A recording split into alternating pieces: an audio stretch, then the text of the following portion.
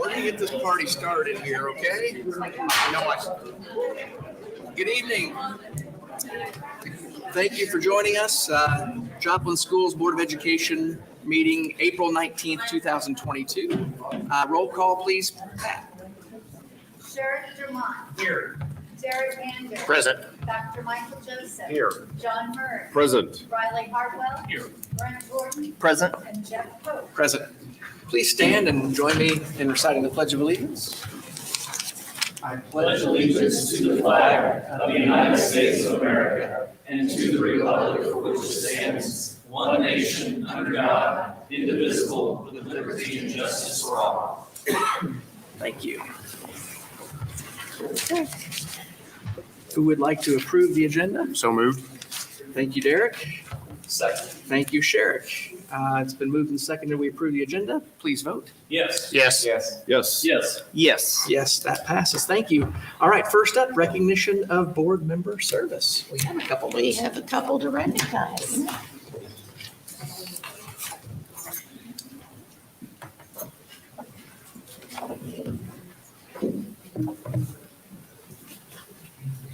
Take your board. You do them at the same time? All right. Sherrick. This one is reversed. All right. Here's the backward, Sherrick. You're going to look through it. No, it's fine. It's fine. They say the same. They say the same thing, yes. Okay. In appreciation of your leadership on the Joplin Schools Board of Education, we present to you these plaques. Dr. Joseph, this is yours. Thank you so Congratulations. much. Thank you very much. Thank you, Doc. Sheriff. My pleasure. Thank And you. I also have for you your lifetime activity pass.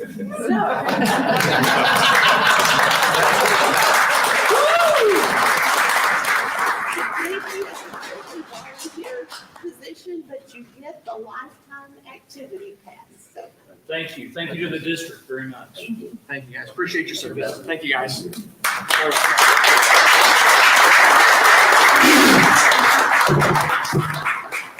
and then I also have a certificate of achievement for Brent Jordan. Brent Jordan has satisfactorily completed 1 hour of certified board member refresher training. So, congratulations. All right. Thank you, thank you. All right, next up is the certification of the April 5th, 2022 Board of Education election results. So certified results of the school board election held on April 5th, 2022 were received from the county clerks of Jasper and Newton counties. Donald Greenlee and David Weaver prevailed in that election. The administration recommends the board accept the election results as certified by the county clerks of Jasper and Newton counties. So moved. All right, Sherrick made the motion. I assume Riley seconded. All right, please vote. Yes. Yes. Yes. Yes. Yes. Yes. Yes. Okay, that motion passes. And next up, we're going to adjourn Sendai. So I'm going to adjourn. Thank you, gentlemen. You guys have a good one. Sure. Good luck. Thank you. Thanks, Sheriff. You bet. Thank you. Thank you, Mike. It's been a pleasure. Oh. I'll give you some German. You're back out here with the normal people.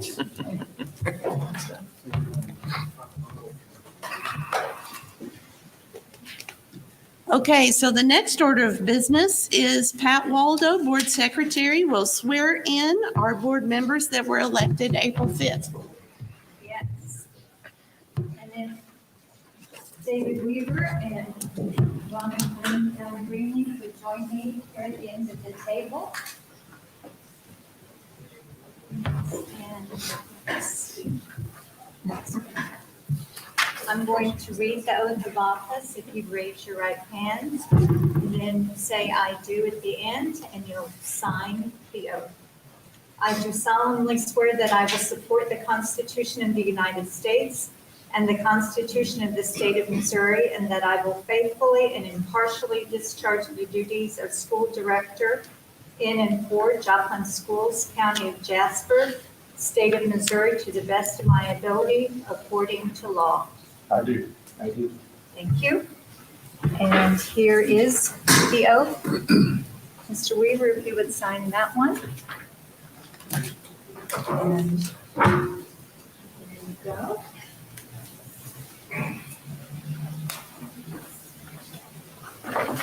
And your nameplate is there. Okay.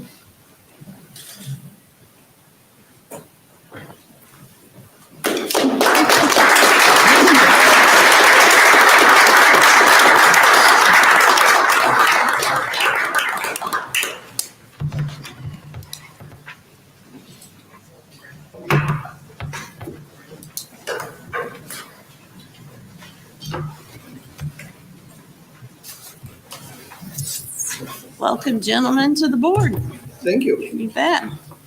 Okay, I will now call the 2022 Annual Board Organization Meeting to order and open the floor for nominations for board I president. nominate Riley Hartman. I'd like to Riley nominate Hartwell is nominated. Jeff Coe. Jeff Koch is nominated. Are there any more nominations?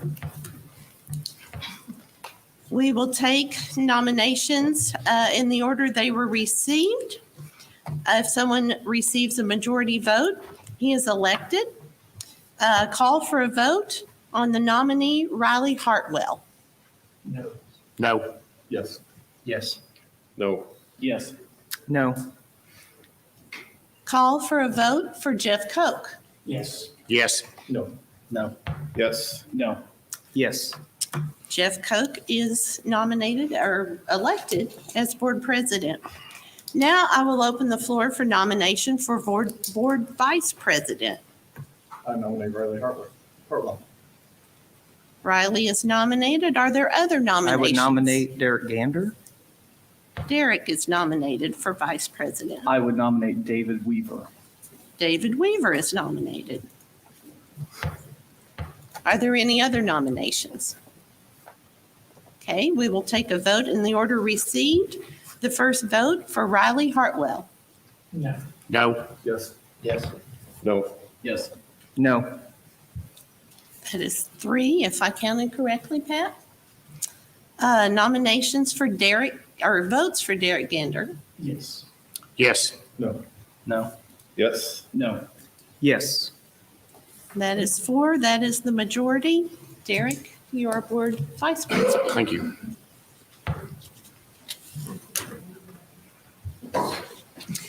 Now I believe you get to preside Yeah, over the I'll rest of the readjust. meeting. Thank you, everybody. Next up, we've got committee assignments. So we've got 4 standing committees of the board, finance, data, safety, and policy. Put that one last because it's a challenging one. So, and for the board committees, we can have up to 3 board members. So if you've got a preference of a committee, maybe we'll start with, in the reverse order. Anybody have a preference to be on the policy committee? I've been on there for, I think, 5 years, so I would appreciate being on there again. So. Okay. Brian? Was that, did you make a bid or that was a scratch? That was a scratch. Okay, just checking. Thank you. All right. All right, so policy, that's great. So we've got Brent and Riley for policy. How about finance? Anybody? David, you know anything about finance? It's good to have an accountant. Anybody else on finance? I'll do finance also then. And we've got safety, maybe? I'll do safety. Derek, safety? I can assist with safety. Safety, okay. Okay, so Derek and Donnie on safety, and then that leaves data. I would bid. Donnie, Who did? John, okay. And I'll audit data. No, I'd like to be there too, so appreciate you guys. And again, you're the representative of the board on those committees, and then once you have your meetings, come back and share with the rest of the board what you've done, and we appreciate your continued service. Next up, we've got the MSBA delegate. So we are a member of the Missouri School Board Association, and we have 1 voting member when we go to our annual conference. And is there anybody that has an interest in being our delegate for conference purposes? I would nominate, I don't know if it's a nomination, but I know you've served in that capacity. I have, and I typically go, And so if you're that's, interested in that. yeah, I, no problem doing that. If anybody else wants to go to, Is that that's the conference in the that's the fall? conference in the fall, yeah, yeah. So, okay. Don't see a need for a vote there. And then a review of policy BBFA. Is that, That's the financial disclosure. okay.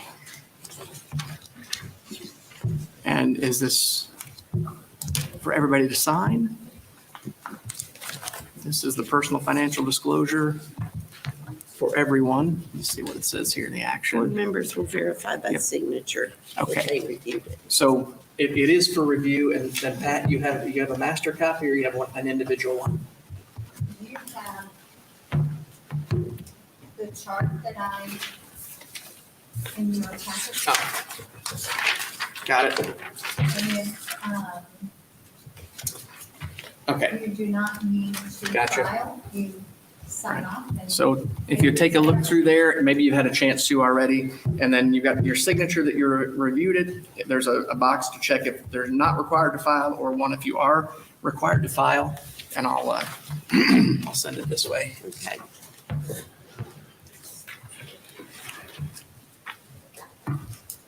Okay.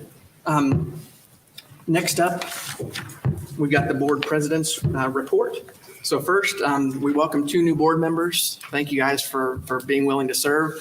We also have a new cabinet level member, Sarah Coyne. She's our director of communications, and she's going to be attending these meetings and helping us roll out our new 5-year strategic plan. So welcome to the team. She's been with Joplin Schools serving the capacity with Bright Futures, and now she's going to be serving the capacity of the administration and helping the board in executing and communicating that policy. So celebrations, I have some here. So first up, we know our letters. So 28 Joplin school educators have recently wrapped up their final training session to become full letters facilitators. This team is now eligible to provide other teachers in the district with the background, depth of knowledge, and tools to teach language and literacy skills to every student. This is a huge accomplishment and a great opportunity for us to build capacity with literacy knowledge and ramp up kids' reading skills. So congratulations to that cohort of 28 educators that are now letters trained. Thank you, everyone. Next up, Under the Sea, Joplin High School thespians and producer Ashley Trotnick presented Joplin audiences a tsunami of a hit with their presentation of The Little Mermaid. Every segment of the show was beyond incredible and submerged the audience into those beloved childhood tunes and drama from the kingdom under the sea. It's fantastic. If you didn't get a chance to see it, you missed out. Next up, rewarding research. Joplin High School science research students recently competed at the Missouri Southern State University Regional Science Fair and Missouri Junior Academy of Sciences. Almost 30 different awards were awarded to these 5 students. So congratulations to our science team. And then we have our own head of state. Joplin Schools is proud to announce that Emily Nelson will be serving as one of the 2022-23 Missouri State FFA officers. This is a first for Joplin's FFA chapter. We're very proud of Emily and all the hard work that she's invested in achieving this honor. So congratulations, Emily. And then we have a group of students that are DC bound. Congratulations to these amazing students who will compete at the National Forensic League Tournament in Washington, DC, the last week of May. So Christina Post, Ashley Herron, Jenna Compton, and Alyssa Keene. Congratulations and represent well in DC. The next group, Skills USA Missouri. Congratulations to our Skills USA State contest winners. We had a second place in welding, Jackson Sargent. HVAC, we had 2 second place, Kane Wright and Colton Myers. In restaurant service, we had second place, Anthony Fry. Third place, Noah Wilby. Technical drafting, second place, Eric Nelson. Job interview, first place, Eric Nelson. And chapter display, we took first place as a chapter. So congratulations to Skills USA students. Now take it's not a bow, it's a bow, my bow and arrow. So taking a bow and arrow, during spring break, the Joplin High School archery team traveled to Branson for the state tournament. The following students qualified for nationals and will be representing Joplin schools in Louisville, Kentucky this May. Kelsey Williams, Dea Yandel, Tyler Thompson, Skylar Lowe, and Candace Speck. So congratulations to our top archers there. And then jobs for American graduates. Joplin's JAG chapter participated in the preliminary career competition in the areas of project-based learning and development of a business plan. Project-based learning and development of a business plan. From this preliminary competition, 5 JAG students were chosen to attend the state competition at the Career Development Conference in Jefferson City on April 4th and 5th. Students were extremely excited to participate in the conference. They competed against 400 other JAG students from Missouri, made new friends, learned a lot about the competition and teamwork, toured the Capitol and the governor's mansion, and actually met Governor Parsons and the First Lady. They're excited to share their experience with you later in this meeting. So thank you guys for all those accomplishments. A lot of nationals. A lot of nationals. Yeah, it's that time of year, so we're kicking into high gear. Next up, the Board Policy Committee meeting. Does anybody have some info on board policy? I can present. We were not there, unfortunately, but there's 2 policies for first read today. They both deal with, it's basically a logistical change with the way we distribute sick days for our staff. It's just really, it's more like a technical glitch than anything, but it's for first read. So it's there for you. Okay, excellent. And then the Board Finance Committee, Mike, where's your report? He's not here. All right, I was there too. So we did review what's coming to the board on some staff raises. We looked at what the competing districts look like, our retention rates, and you're going to see more of that later on tonight. But that's what we focused this meeting on, was getting our salary schedule updated and current. And we're starting to take a look going forward on our stipend schedules and making sure we've got comparable worth for the time and effort involved in various different activities. It's always challenging when you have so many different activities to make sure that everyone is compensated fairly. So that's one of the challenges for this year I look forward to. All right, superintendent's report. The first thing on the superintendent's report tonight is a presentation from our JAG students, and Ms. Shelley Tarter is here with them. So if you guys want to come forward and give your presentation.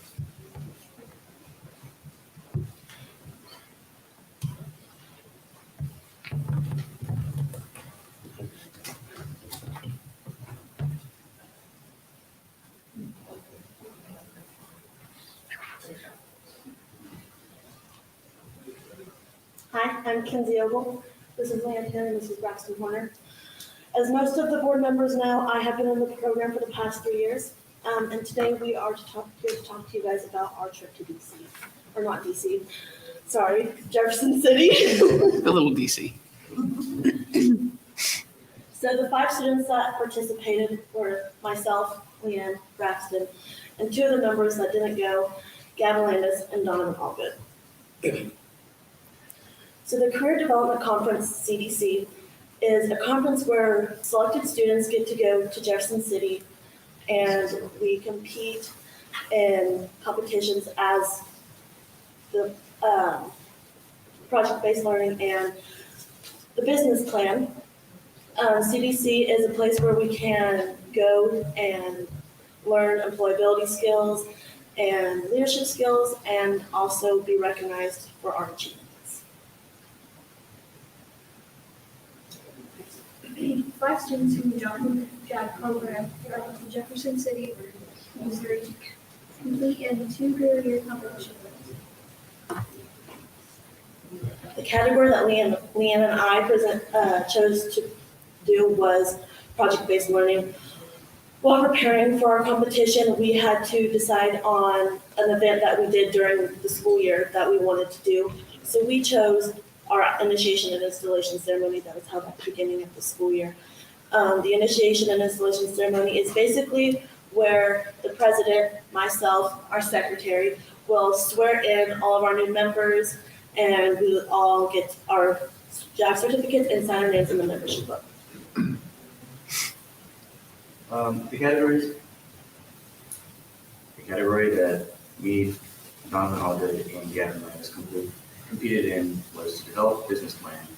Their business plan, my business plan, was about opening a sports card and memorabilia store to sell all kinds of different memorabilia. Some activities we got to do was we toured the capital of Missouri, For the governor's mansion and the lawn reception. The CDC opening event. we got to go see sites around the capital. There was even a dance or a ball at the hotel we stayed at. And there was a JAG college ball. These are some of the people that we met. There's Jack Randolph up in this picture right here. This is the mayor. Her name is Carrie Turgeon. We have Paul Kincaid, who is the executive director. And this picture is Mr. and Mrs. Parsons. And then we have Miss Teresa Smith, and then our teacher, Mr. Johnson's son, Luke. Some things we learned and gained were some teamwork. We learned some dedication, accountability, independence. Courage is mainly courage and problem solving. We got to make new friends. We learned a lot of confidence. We got better with our social skills and stuff. The opportunity that we got was not normally what we would usually have in a regular school setting.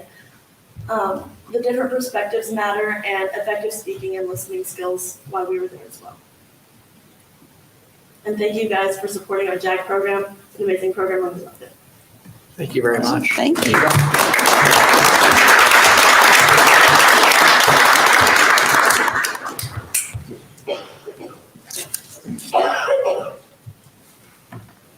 And courage was once again developed this evening because it's not easy to get up in front of everyone and give a board presentation. So thank you. Our next item in the superintendent report is construction update. And I see some familiar faces coming forward for that. Over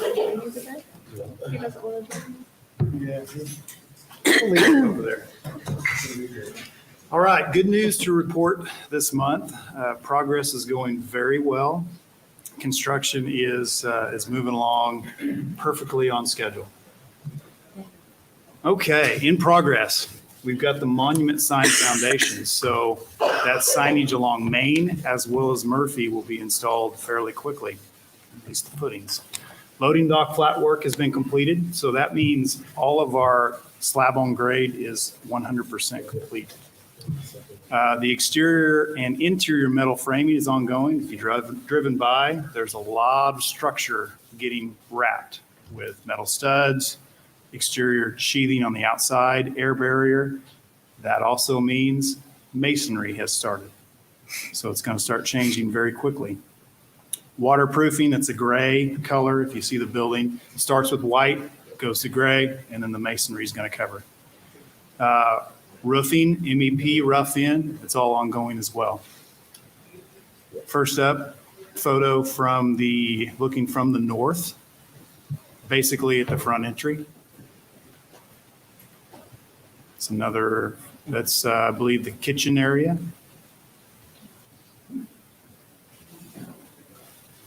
Another kind of, you can see the lobby, also the cafeteria gym area to the right in the larger photo. Kind of moved over, but that's the main gym, lobby area, cafeteria area. All precast panels. Lots of light coming in through that north facing facade. We move inside, a lot of metal studs going on. Looking down the hallway in area B, that's where the majority of your classrooms are.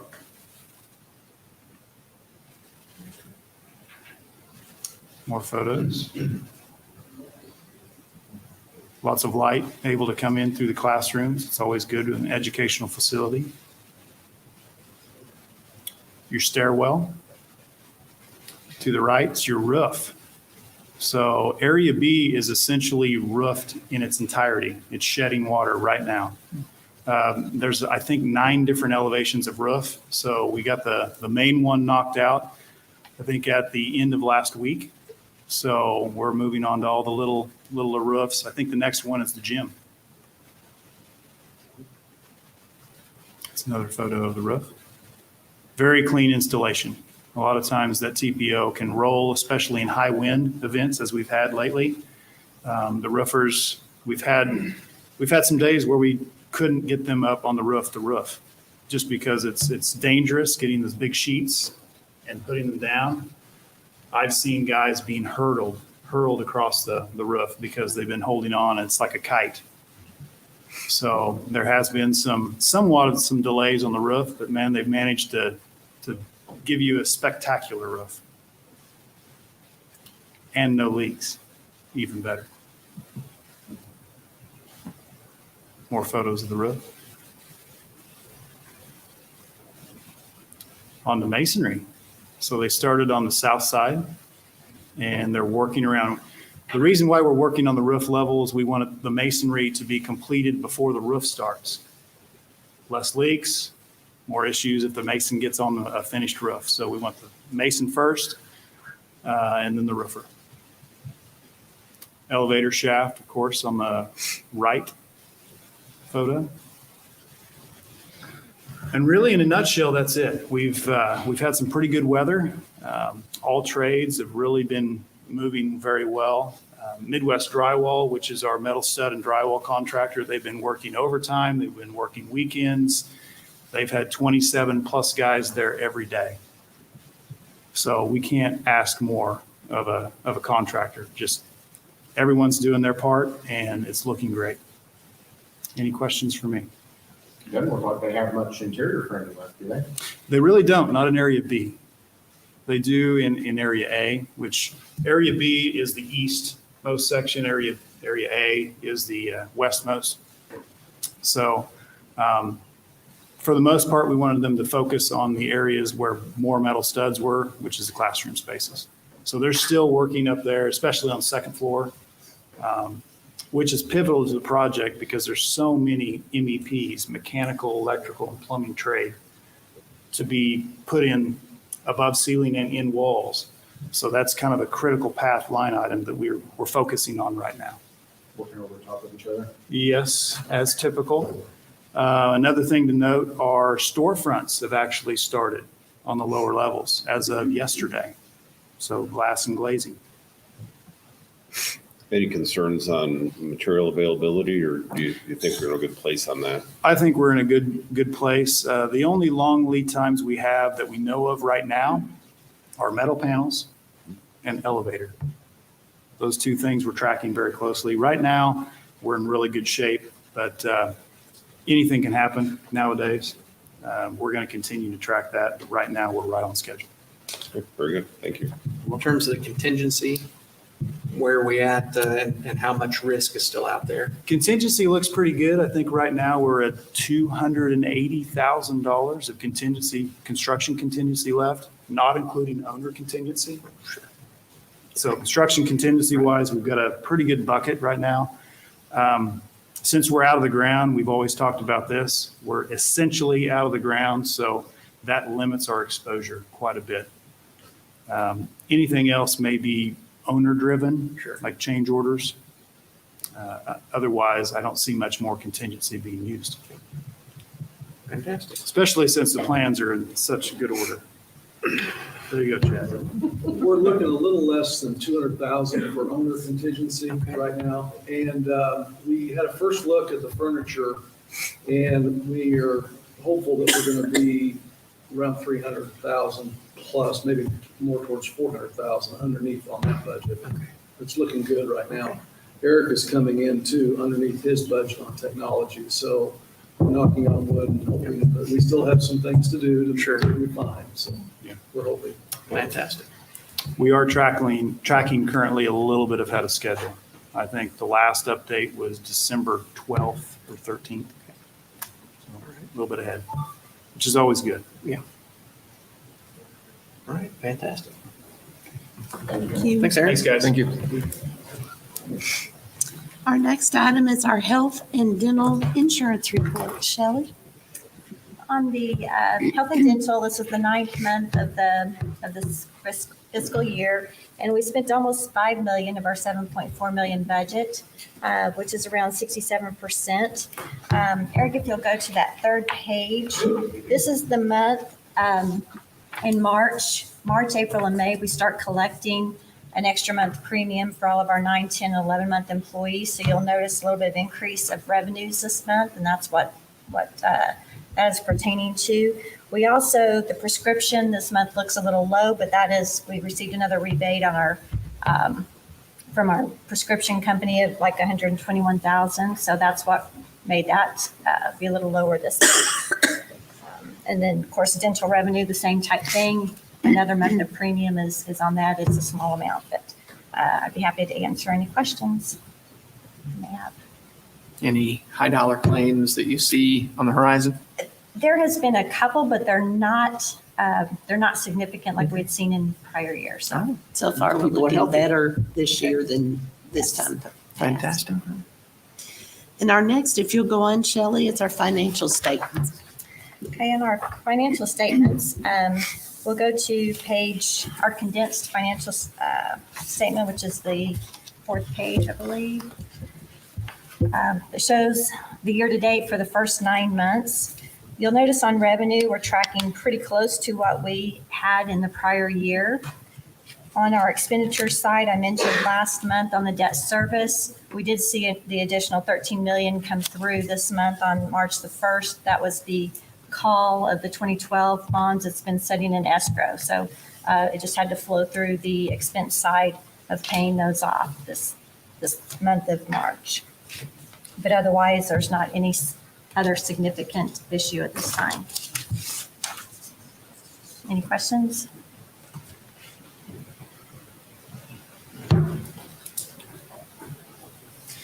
Looks good. Thank you. I'm sure we'll return to you in a little bit.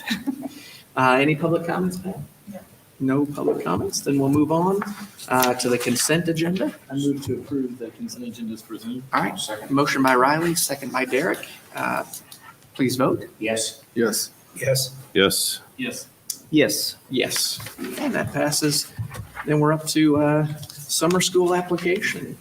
Dr. Milwaukee. Thank you, and I will have Nathan Stewart and Casey Dorton come on up. We got an extra chair.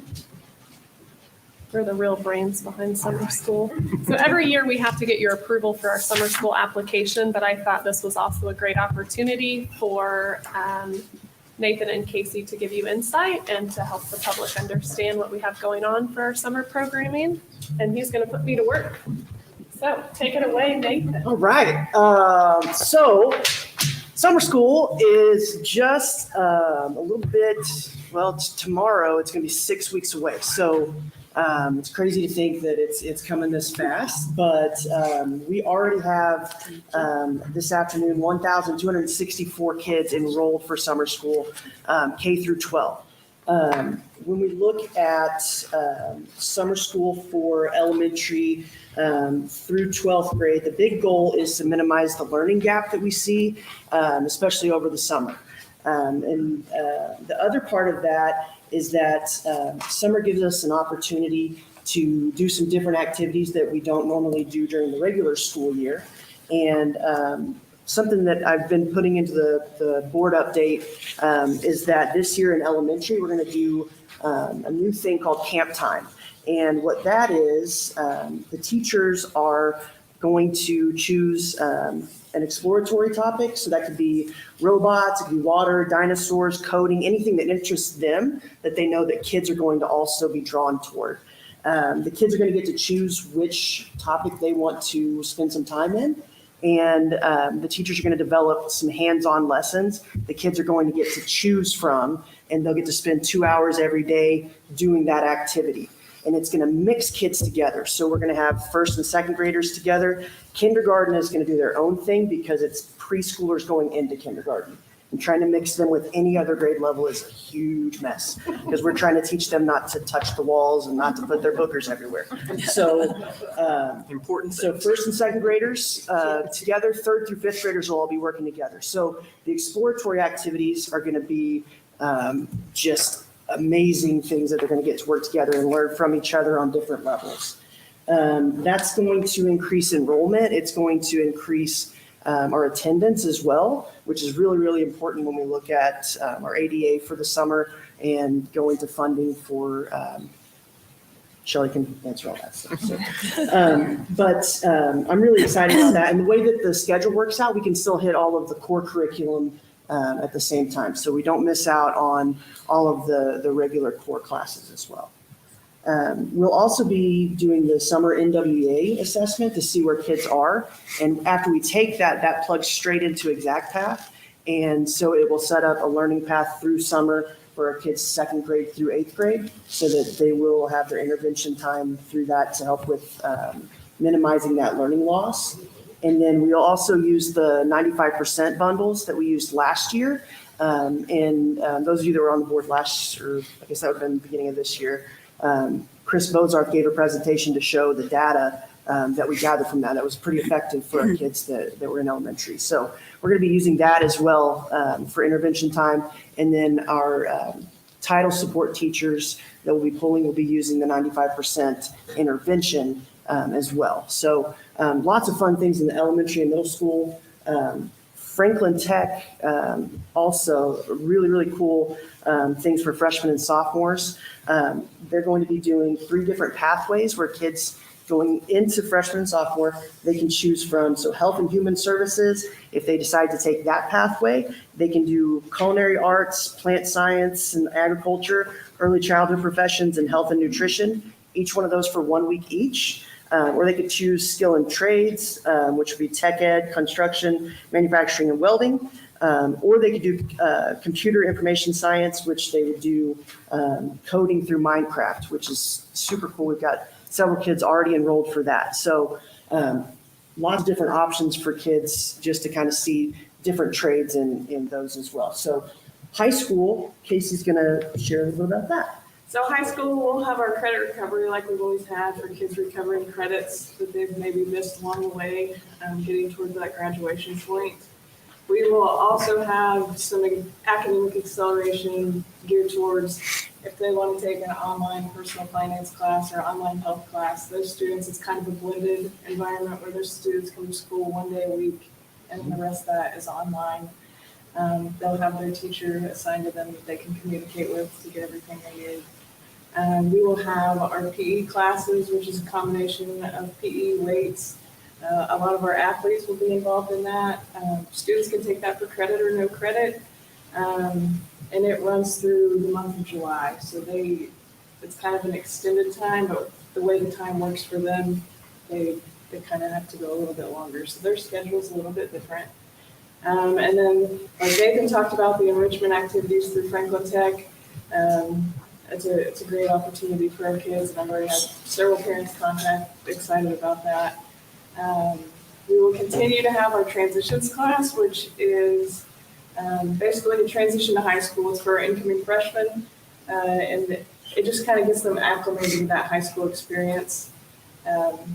Any kid that's a little anxiety about coming to a big building, which even adults get a little anxious about coming into high school, I get it. So it's a good opportunity for them to get acquainted with all their classes and some of the teachers that they'll have at the high school. And then the last one we'll have is our musical theater program again. So those students work some crazy hours, giving in all their time, but they will be producing another musical theater production this summer. And I believe it's a SpongeBob theme. I'm not sure the exact title. So they're very excited about that. And we're excited to have some more opportunities at the high school for our kids. So Fantastic. thank you. So it's going to be awesome. So it's going to be awesome. They've put a lot of work into this, and this is Nathan's first year stepping into the summer school director role, and he has really taken off and put his team together, and we've continued to progress at the high school with our offerings of just trying to engage. For when we were in school, summer school had a different kind of reputation to it. And we've worked really hard the past couple of years. COVID threw a little curveball for us, but to really change that mindset, because I'm a mom of young kids. I always look to see what I can engage my kids in during the summer when we're not in school. And so oftentimes parents think it's just remediation, and there's definitely a lot more opportunity than just addressing those skill deficits. So sign your kids up. It's on the website, and we will get ready. We're tracking a lot higher than That we was my have. question. 1264 was 6 weeks out. Is that? Yeah. That's had- higher than usual. Okay. Yeah, that's quite a bit higher. Nathan, is that all you? Oh, well, okay, so. Softball. Sarah told me not to talk very much. So this, I spent like 4 hours trying to make a really cool flyer, and this is not it. So I sent it to my wife, and I was like, look at how cool this flyer looks. And she said, well, what about this? And it was a lot better.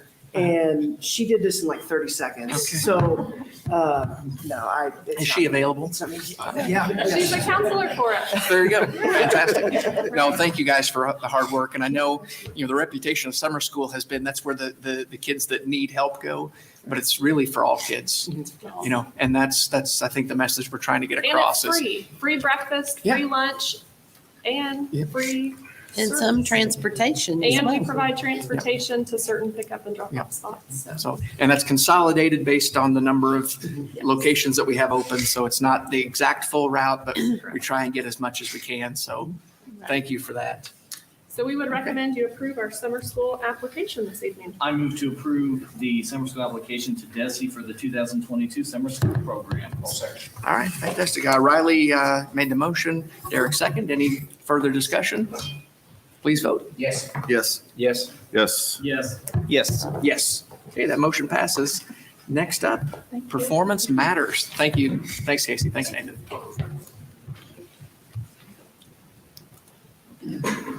Okay. This evening you have before you, I have, as you've probably kept up in your board updates, I've tried to give a little back into the story with Performance Matters. But this evening, a product that I'm bringing to you is an add-on to Power School, specific for our elementary age students, K-5. One of the things as we have progressed in curriculum development and we have got more into assessments, specifically common assessments and some of our benchmark, we've had that conversation of where we house data. If you know anything about Google Drive, we love Google Drive, but we also call it the black hole as we create collaborative spreadsheets, and it just kind of takes us down a path. So we really have been looking for a tool that can benefit where we are moving next year with collaborative teams, and really being intentional of teachers getting together at grade levels, departments, building level, and even district, of having really meaningful conversations. So that is where we're at tonight with Performance Matters. It has, and I'm just going to give you a few highlights, and then I definitely can send you more information later if you're interested. But it will house data information. So Eric Blackford, who kind of runs the back end of a lot of our programs, this will, I tell him this is his new child. He's super excited about it, and our team's super excited. We can look at data from building levels. So when we take, let's say it's a first quarter common assessment in third grade. So we can look at that data from the building level in all different aspects. We also can look at data comparing, there on the right-hand side, the red marks are just kids' names blocked out. This is a sandbox that we've been using. And so we can have all of this information, whether it be our demographic information from Power School, whether it be attendance rates from Power School, plus our assessment data that we would put in there. And we can pull those over one at a time on this baseball card report to really start looking differently at data. Right now in the elementary world, we tend to live in one piece of data at a time and not looking at multiple features. So this allows us a lot of flexibility. The beautiful thing, if you see on the share button, because this is in our student information system, it's an add-on to that. Eric can create from the district level a particular report. Let's say we're getting ready for a collaborative team on a district PD day, and we really want the teachers to look at XYZ. He can create that at the district level, share a link that is dynamic. So as kids move in and out, that will change. Send that out to the teachers and principals. Based on the access they have in our student information system is how that report generates. So if I'm a principal, I can see my school. If I'm a teacher, I can see my classroom. And then teachers would be sitting at a table similar to this, where we prompt with questions where they are engaged in a collaborative team to talk about what's working, what's not working, and what are we going to do about it, essentially. So it's a really powerful tool that we feel will really propel our elementary, where we have some different item analysis reports through our Canvas in 612 that our content teachers and upper grades can use. The other piece, with all the work of 95%, we are running all of those through manual spreadsheets that we have created, trying to create graphs and show the progression. This will also house that data. So where teachers right now are going into a Google spreadsheet and putting it in next to a kid of how they're progressing through intervention, now they'll just pull the kid up in their PowerSchool information system and put it there instead. The beautiful thing of it being in our student information system, it also runs attendance alongside intervention. Brent probably knows this well, being an educator, but oftentimes we say interventions don't work when kids start to plateau, but we forget to see, did they have enough opportunities in that intervention? And so these are settings that we can put in that, where because it's in our student information system, it pulls that data over into the academic side as well. So there's a lot of power in that conversation. The other piece, there are printable reports where we can send those. We can put a lot of different information in one report right now for our parents. They are working to create a toggle. Parents could log in on the student side and see everything in live time. But the printable report is going to be a feature that we can, my brain goes to conference time of how we sit and have those conversations alongside grade cards. Grade cards tell us one thing, but assessment data also tells us a piece of information, especially when you run it next to discipline or attendance or early warning indicators. And so everything's very customizable of how we can set this up, but it has a lot of benefits of where we can go with it, where the direction we're heading with our collaborative teamwork. We had a team of, showed principals first, and they're like, if you don't get this for us, we're going to be super upset with you. But then pulled in some teacher representatives K-5 and had those conversations with them. And they were all super on board and excited. Kindergarten, first grade does a lot of observational activities. And so we worked through a couple of roadblocks with what's that going to look like. It's actually, our goal is it's going to make their life much easier, because right now they do a lot of paper pencil, put into a spreadsheet, then they take all of that, and then they create grade cards at the end of every quarter. Our goal is to structure this when they're doing, let's say it's a letter naming assessment, with a child, that the child is seeing it, the teacher's still doing the one-on-one. As they're putting that in, it actually goes into that student and then transfers right over to grade card. So effective and efficient for sure is what we are really expecting out of this tool. And then getting teachers in a situation where we're not spending a ton of time crunching numbers, we're spending a ton of time talking about what's working and not working. And that's the shift that this will help us take. So with the action item is messy when you get down to the fiscal part, because we're really trying to be intentional at where we break down the price for this.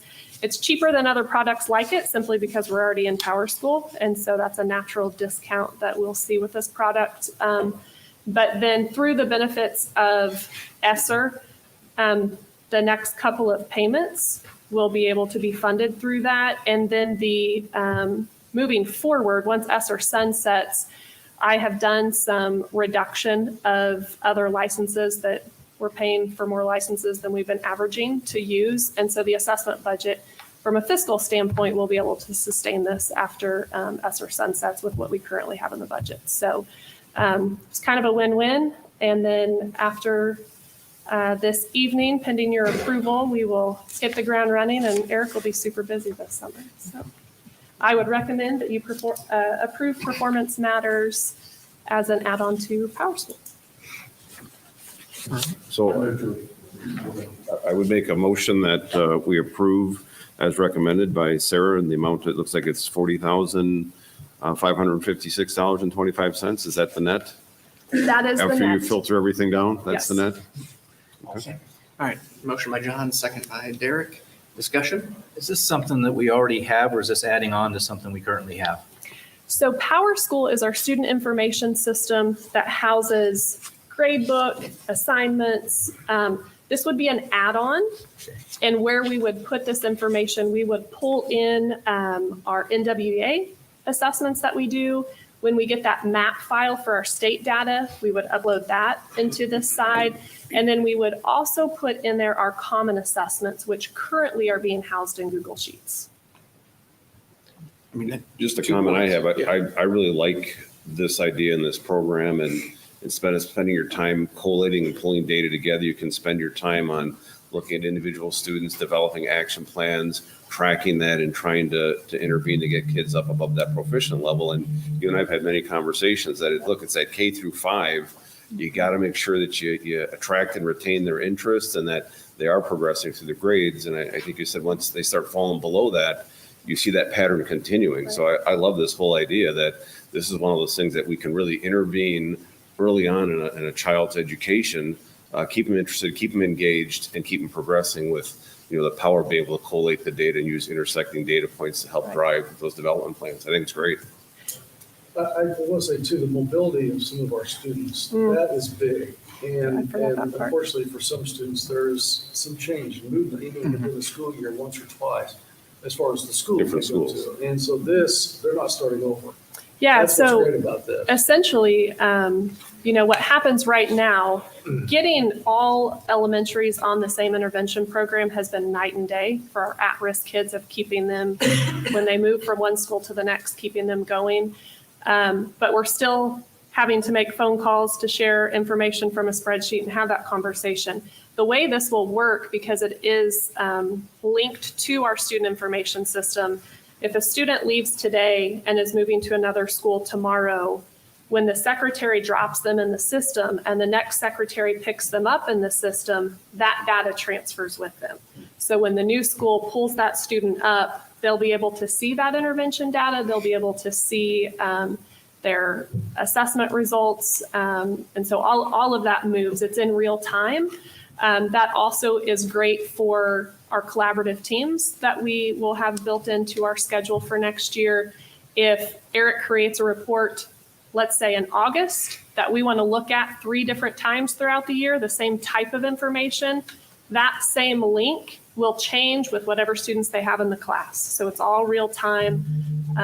There's tons of opportunity. We're super excited about it. And the annual, how I've kind of budgeted, the annual per student is, I think it's about $550 annually beyond this initial purchase. So it's very reasonable, in my opinion, as we look at the benefits that we can gain from it.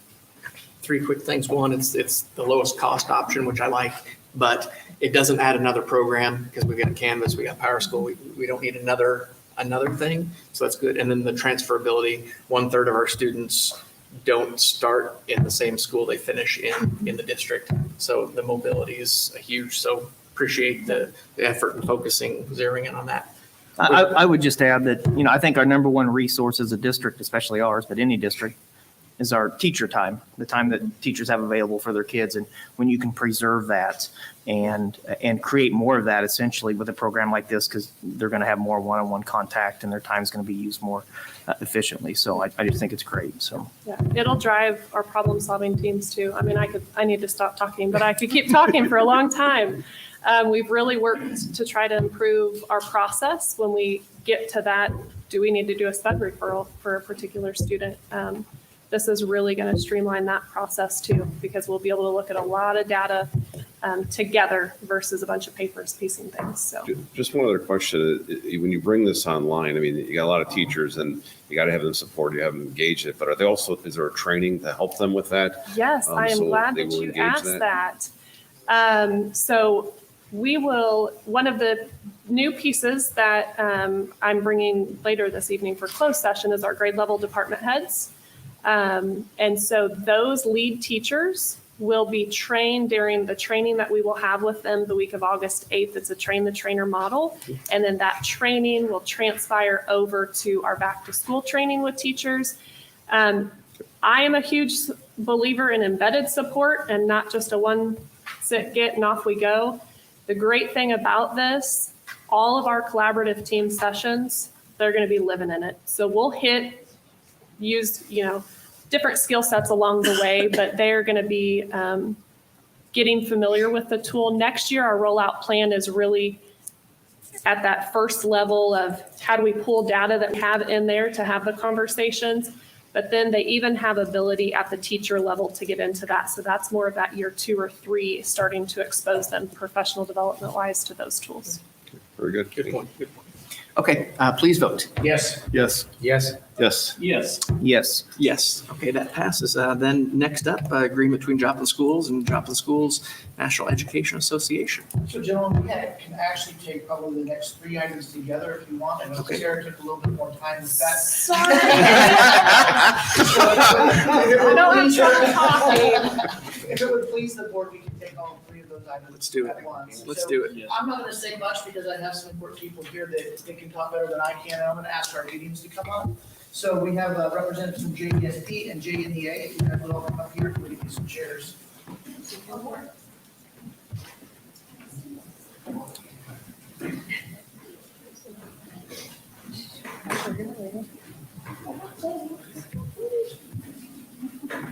on up.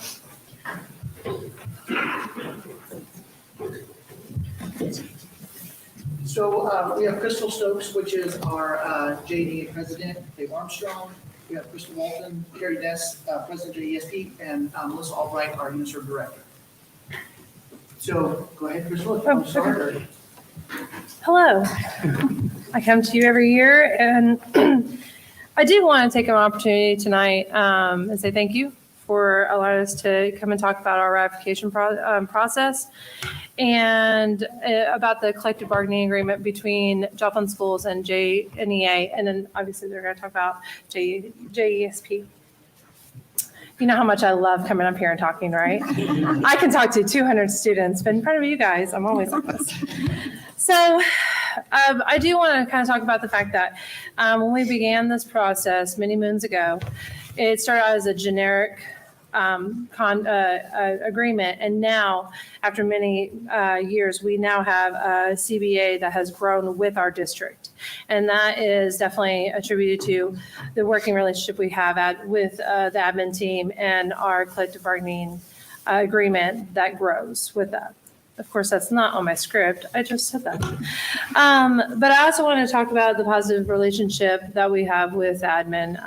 We have such a opportunity to talk to the entire admin team if we have a question, and that has been what has grown us as a district. If we did not have that strong opportunity to talk to both the admin team, all of the team, we would not be where we are today. And we want to be a district of choice for all teachers looking at opportunities to grow, and we want them to come to us and grow. And with the CBA, or collective bargaining agreement, we have that. And we also have that with our new salary schedule. The salary schedule is going to allow many of our districts around us for their strong teachers to come to us, but also we're honoring their time when they come to us and their expertise. And for those of us that stood the course and stayed here, it is honoring our time that they have stayed. So please note that is nothing in my script, but I thought, I'm looking at your face and saying, if you have any questions about the agreement, I've been very blessed to be on the team the entire time. Dave Armstrong, our amazing VP, he also came along for the ride this year, and he was part of our negotiation team. And then our team, wave for me. Yes, that is our bargaining team and our executive board. So please know that this is definitely driven by teachers, and that we are very appreciative of the open door policies that we have right now, because it makes us stronger. So good? Anything else you want me to cover with them? Crystal? Yes. What was the approval rate?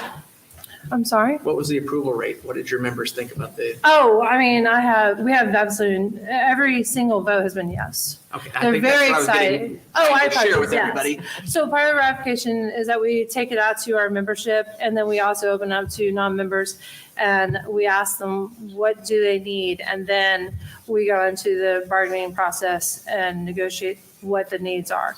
And we have changed a few language items on there. And then when we brought it back to the table, they were all very pleased, very, very pleased.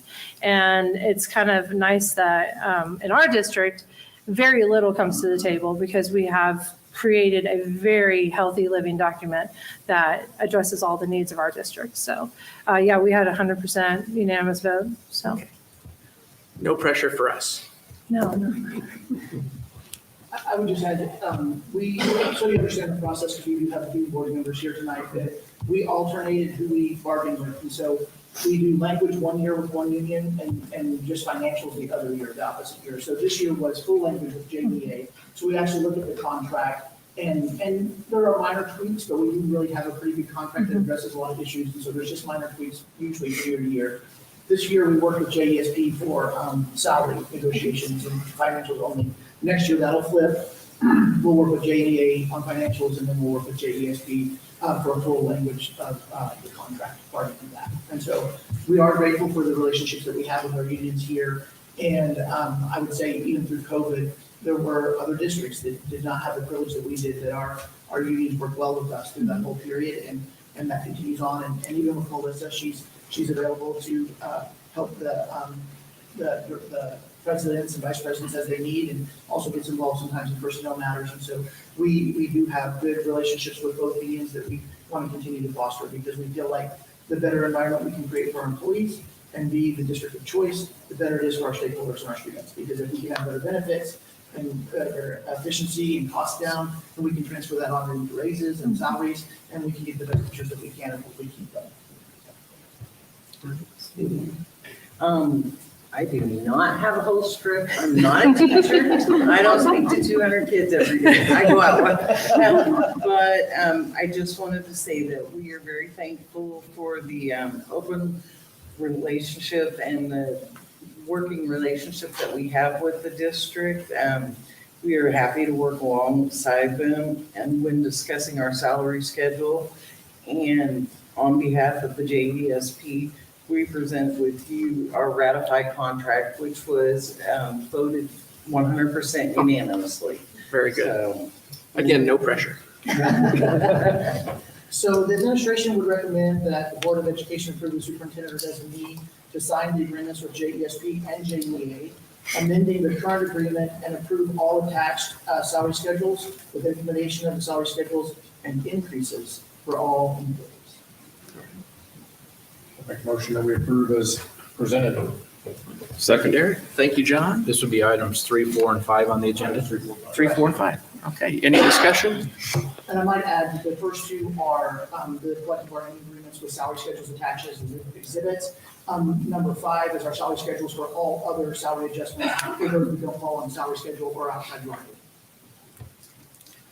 Okay, please vote. Yes. Yes. Yes. Yes. yes. Yes. Yes. All right, that passes. Thank you, guys. all. Thank you for coming. Thank you. Appreciate you coming and sharing. Okay, next up, accounts payable. Can we do like 5 of these together? Sorry, it was my fault. Okay, the accounts payable, tonight I'm bringing the bill list to you, the amount of $9,193,567. Last year, for comparative, at this time, it was 7.6 million. So again, we kind of just got, it depends on when how the salary falls on those bill lists and everything, so. I make a motion to prepare bills. I'll second. All right, motion by Derek, second by Brent. Discussion. Please vote. Just, Yes. just I have one Yep. comment is, I mean, I like that you call out the year-over-year comparison, but it would be nice if you just put the column on there, because especially if it's that capital outlay, year to year, that really moves around. And so it makes the numbers look, if someone just glanced at it, they think, hey, we went from 6 million to 9 million. Well, no, that's not quite true because of the capital outlay. So it would just be helpful to just show that year over Year year. over year. So We people can do understood, that. hey, look, these buckets move quite a Okay. bit depending on what we're doing from a capital project. Okay. Good comment. Very good. That was all. We'll do And that. also sometimes within a particular accounts payable period, we may have an extra payroll or something else that hits. Anything that you put on that one summary page that's a quick note, like you do on the financial page at the top, that's helpful. Would you like it, the graph, or maybe just on this page? Is great. I just think put a column in there and put previous year Okay. and just put the numbers there. Okay, sure, we can do that. You could even probably get rid of the pie because you're just reading a couple numbers anyhow. Okay, let's vote. Yes. Yes. Yes. Yes. Yes. Yes. Yes, that passes. Thank you. Dover Hill change order. Jeff, looking at 7, 8, and 9, can we not take those together? That's all. I have no issue with that. That's carried. 7, 8, 9, all It's having to all do down with to all Dover three of Hill. those. Actually, You've got 18,000 for 7. You have 418,000 for 8. And the last one is 123,000. But 8 and 9 were part of the original budget. Yes. Okay, 7's the change order. Yeah. Okay, gotcha. Okay. Yep. I like the suggestion of pulling them together if we can do that.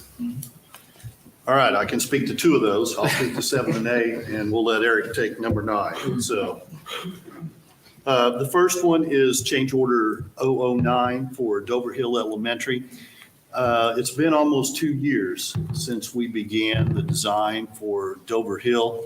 And during the course of that time, our IT department has learned a lot about our infrastructure as far as that goes. And so as lately we reassessed the needs for Dover Hill and the current technology that we have, we felt like we were a little bit deficit in some access points and data cabling and data endpoints and drops in the rooms.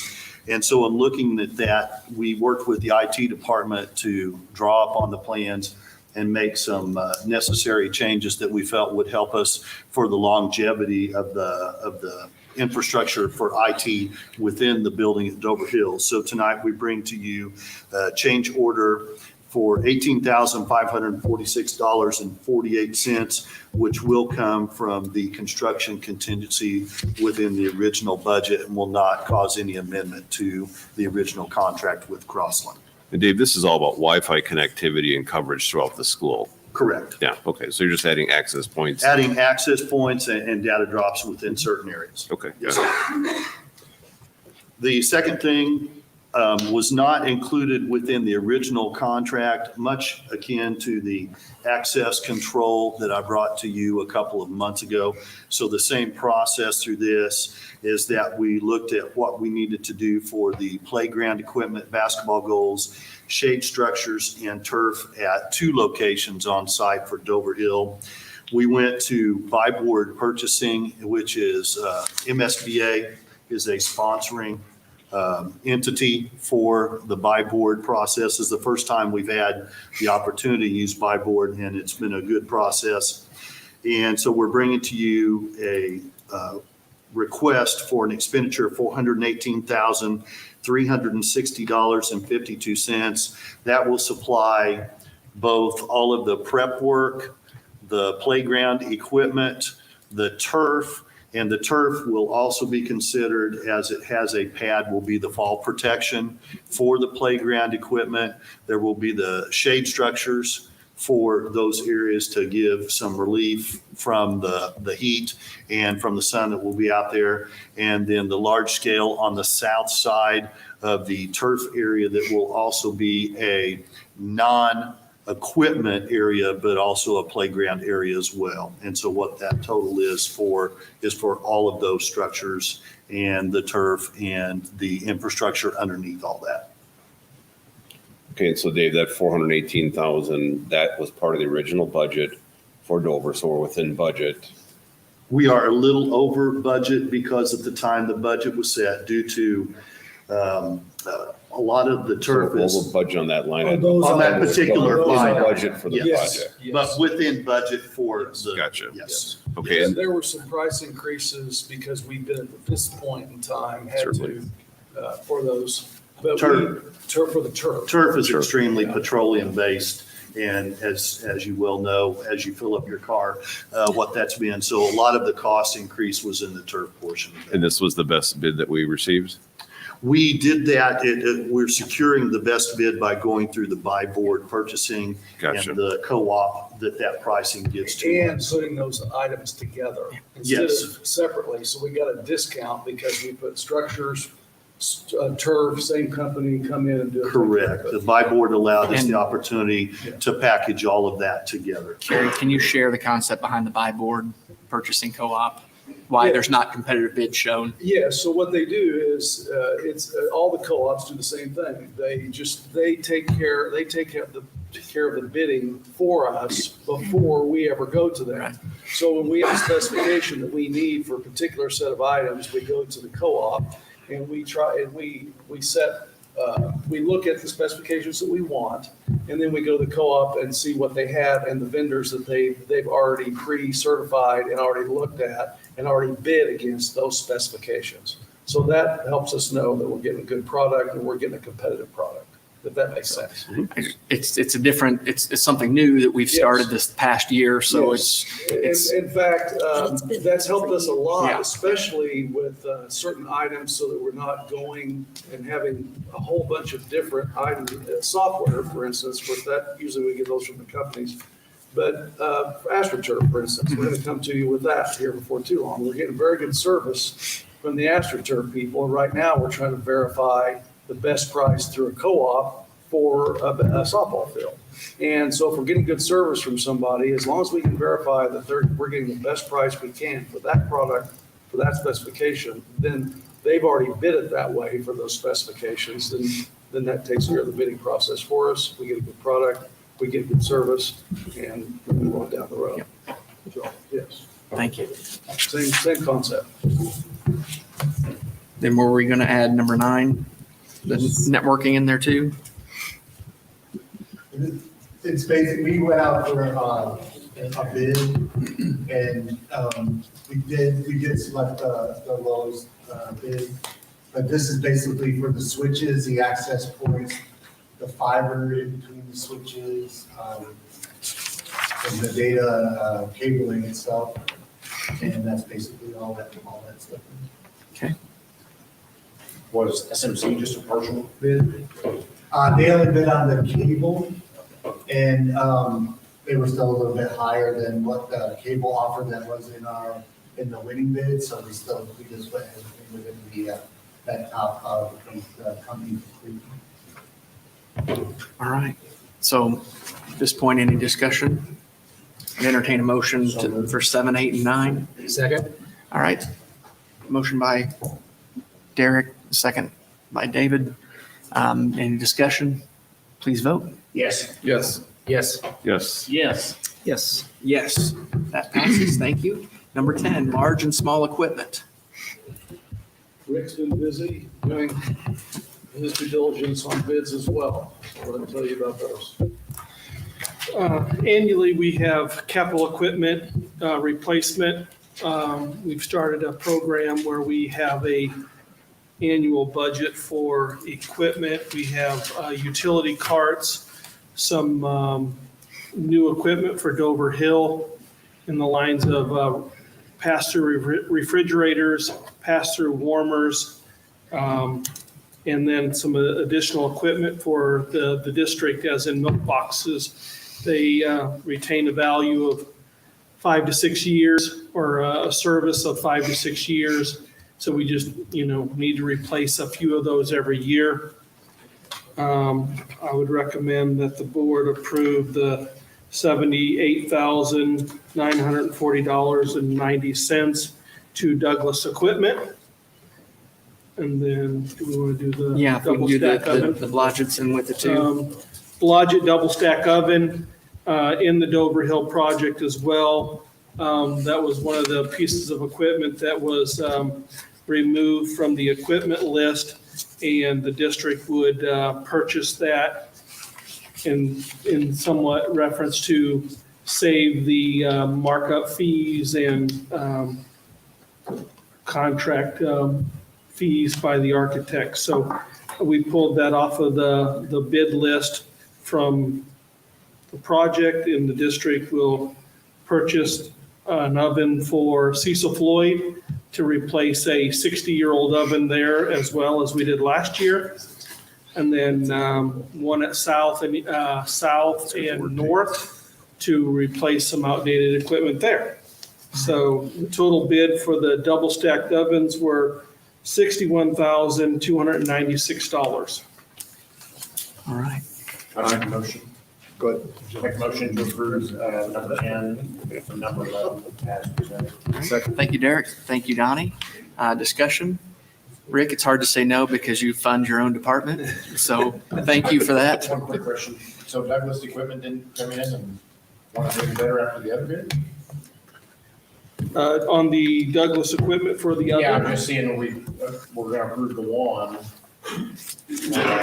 on number 10, correct? But number 11, they were not. Number 11, they were? In number 11, the double stack oven, they were Quite a bit higher. Yeah. quite a bit higher. Yeah, I didn't know. So I've never done business with the Markham Restaurant Supply Equipment out of Arkansas, but I think they're the one that also, if I remember correctly, was awarded the kitchen contract or kitchen equipment contract for Dover Hill. So I don't know if it's, they're going to be up in the area anyway. Why not be aggressive on a couple of ovens? All right. I was thinking. Fantastic. Okay. Please vote. Yes. Yes. Yes. Yes. Yes. Yes. Yes, that passes. Thanks, Rick. Okay, number 12, tire grant for track resurfacing. Okay, Jason Riddle's making his way up here today. He's been looking at improving the fitness around his place, the ability to walk around, run, and so on. And Don't have that big building in the way? yeah, It's gone. so he's very, very creative in trying to find a way to do that. And let me tell you about it. So I was presented with an opportunity last year from DNR, Department of Natural Resources. There were multiple grants I could apply for. I applied for this track resurfacing for recycled tires, shredded tires. And one of the opportunities we could do was to resurface our track. Our track's getting a little worn here and there, so we thought this would be a great chance to do it. I thought, sure, I'll try it, probably won't get it. We actually got the second highest grant in the state of Missouri. We were the only school district that received a grant, and the max that I could apply for was $45,000. Okay. I got just under. $44,359. You left some on the table. Yeah, just left a little bit for some other people. But we were the only school district that received this grant. To resurface the entire track is a cost of about $55,000. It's in the action item, $55,000. I have other private donors that are going to cover the cost of what's left. So it's going to be great for our students, great for our students and staff community. No cost to our school district, and it's recycled. It's good for the community, good for keep stuff out of the landfill. Tell So your I'm donors requesting thank you. that we approve that. I'd make a motion that we approve. Okay. Second. All right, Derek and then John, discussion? Great job on it. Thank you. That's excellent. Yes.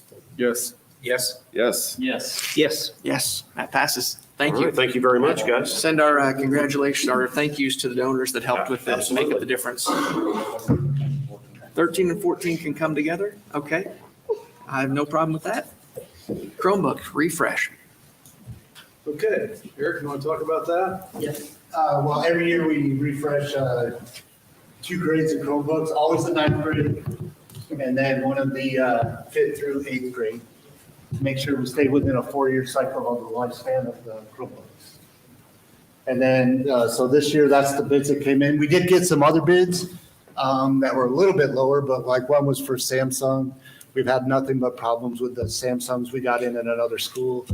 And then the Lenovo, we had some battery issues with, so we didn't want to repeat having issues, and the Dells hold up pretty well. So, those are the ones we got in for the bid for the Dells that are on that sheet. And we're using Terfera as our white glove service. So they're going to do everything before we even get it. And so they'll put the asset tag on it, put them in the cases, and they'll even set them up for us. So when we get them here, we just have to hand them out.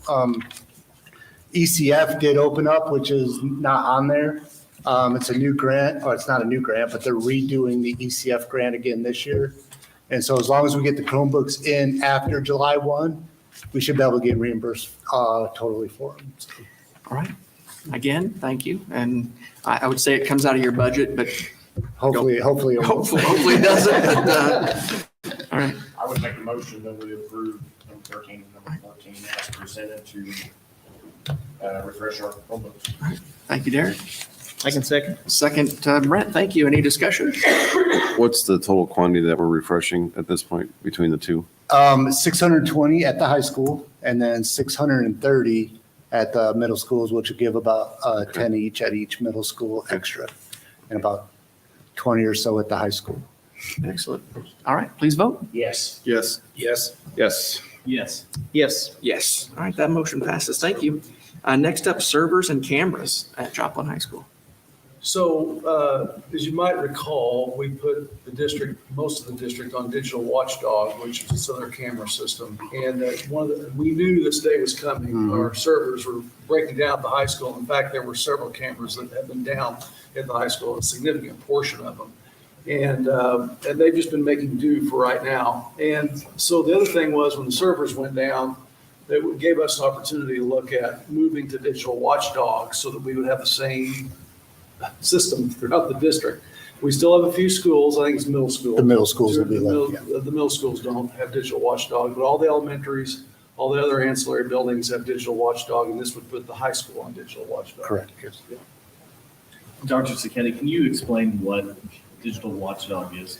So it is a system, a camera system that allows you to be able to, in real time, look at what just happened and also go back and record up to 2 weeks worth of data and video from all of our buildings. So wherever Jim Hounshell has placed cameras all over the buildings, it allows on the computer, the administrators and the secretary, whoever has access, to be able to see those and to be able to go back and look, and also allows them to have an app on their phone. So this happens at home. I mean, if a principal gets an alert or alarm or something at a school, or they figure, or somebody set the alarm off, or something happened, and we need to find out about something, they can check up on their phones and go back and look and see what happened, wherever those cameras were located.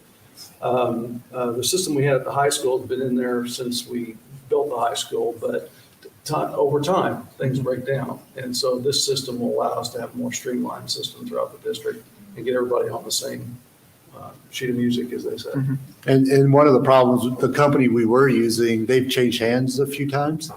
And then also the people that supported us here at the area have changed hands a few times, and now we're not getting any response from them at all. So a question that I have is, and I've gone through this in all my businesses, and I got rid of all the servers and I went all cloud-based.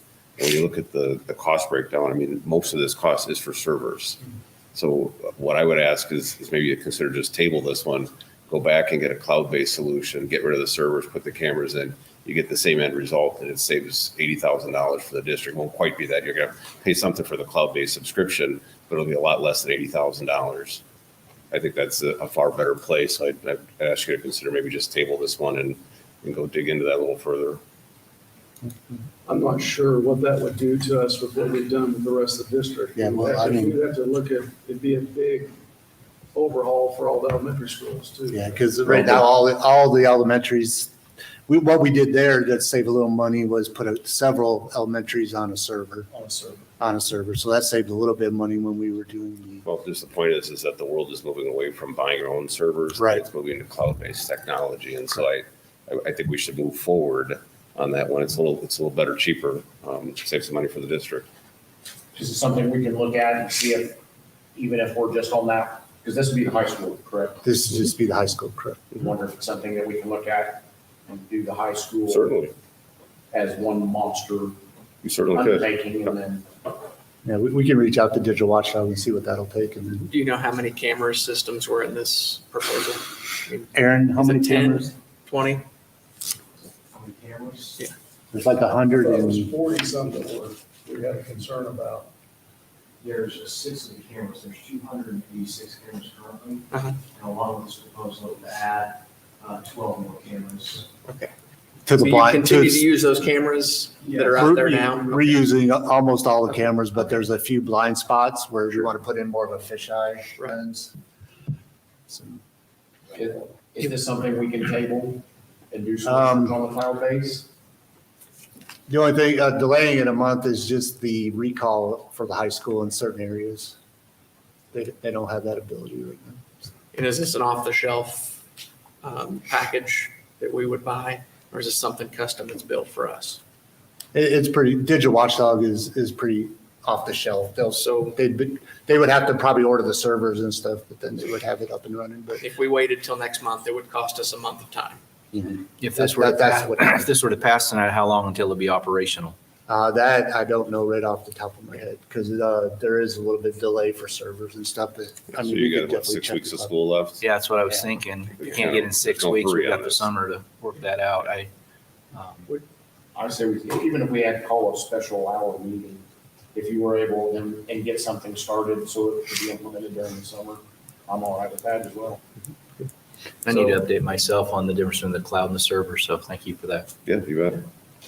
So is there a motion to table this item? Is that what I'm I hearing? would make a motion to table this item and if need be, call a special meeting.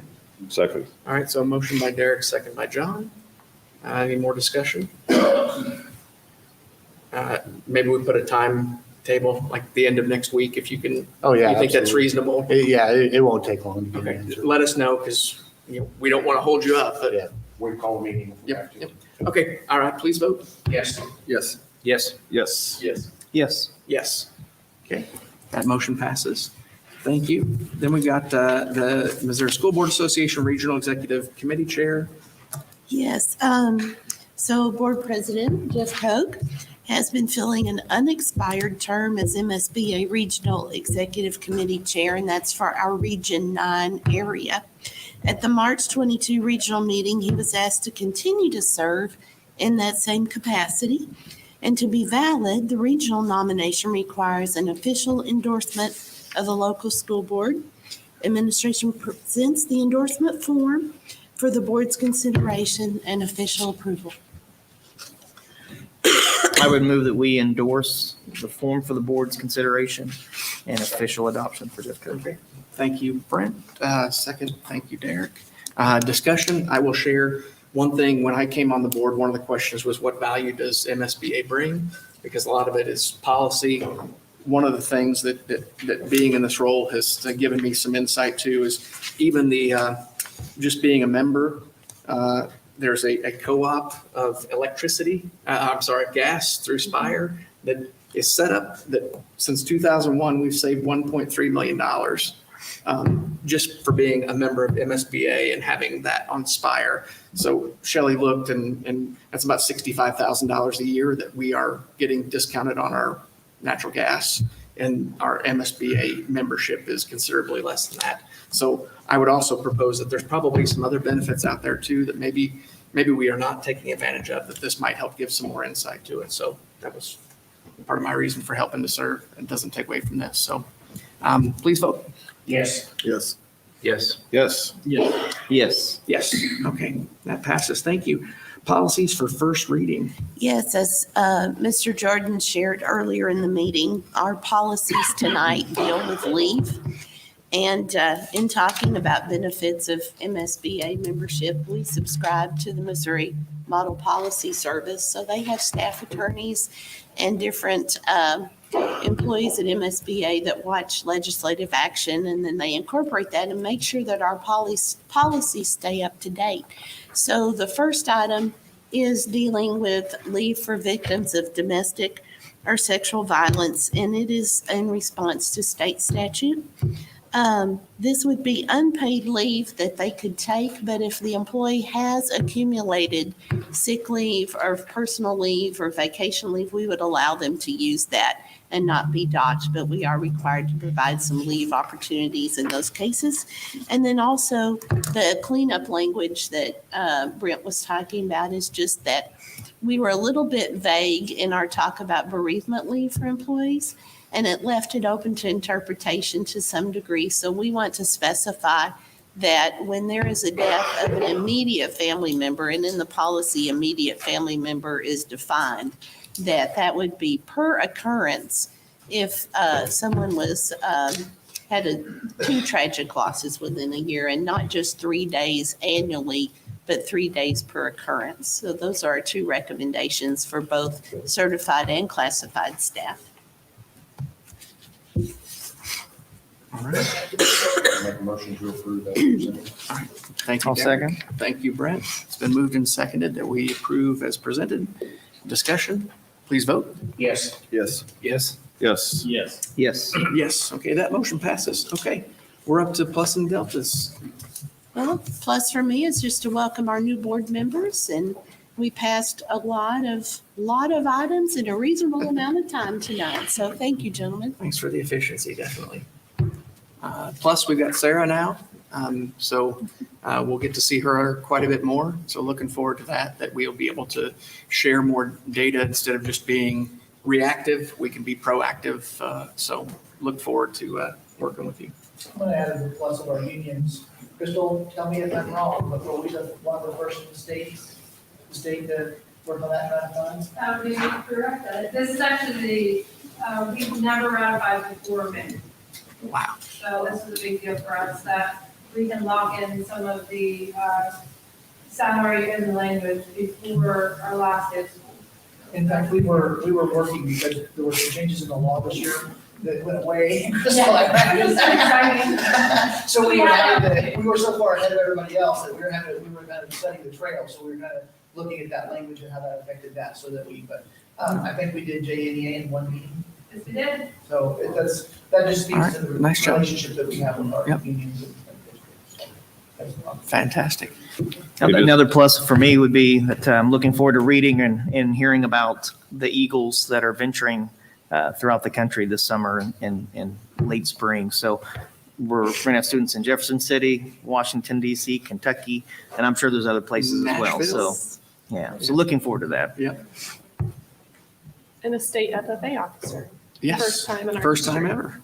Just one I'm going to recognize Sarah on the Power School. I think that is absolutely exceptional to give the tools to the teachers to spend more time developing plans on how we work with our kids and they progress within the grades. I think ultimately that's what we're all here for, to see our kids succeed. And I really think you got a home run there on that one. So I look forward to seeing the results on that and appreciate your initiative on pulling all that together. Chris, Libby, and Eric. That's where it lives. Chris, Libby, and Eric. Amen. All in favor? No.